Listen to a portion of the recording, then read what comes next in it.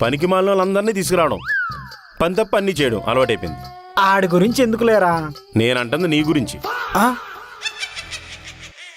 ఒరే ప్రసాదు, నాకెందుకో మళ్ళీ నువ్వంటే అమ్మాయికి ఇంట్రెస్ట్, నిన్ను లైక్ చేస్తుంది, ఫాలో చేస్తుంది లాంటి కబుర్లు చెప్పొద్దు. నీ గురించి నాకెందుకు గాని నాకెందుకో చందు నన్ను లవ్ చేస్తుందేమో అనిపిస్తుందిరా.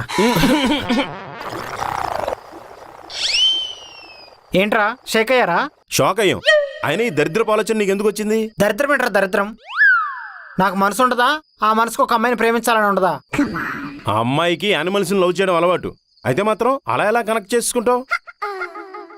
అంటే గేలం వేస్తున్నాను అనమాట. కేలమేంట్రా, అమ్మాయి అడిగితే నా ప్రాణమే ఇస్తాను.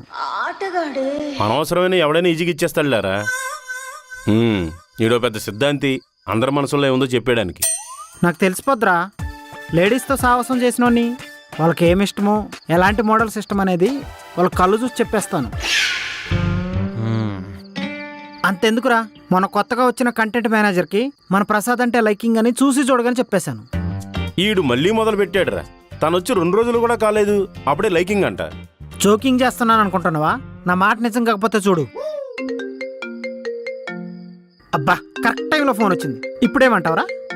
ఆఫీస్ కొలీగ్స్ అన్న తర్వాత ఏవో పనులుంటాయి, వాటి గురించి మాట్లాడడానికి చేస్తున్నట్టుంది. ఫోన్ లిఫ్ట్ చేసి స్పీకర్లో పెట్టరా. పెడతాను, నాకేంటి భయం.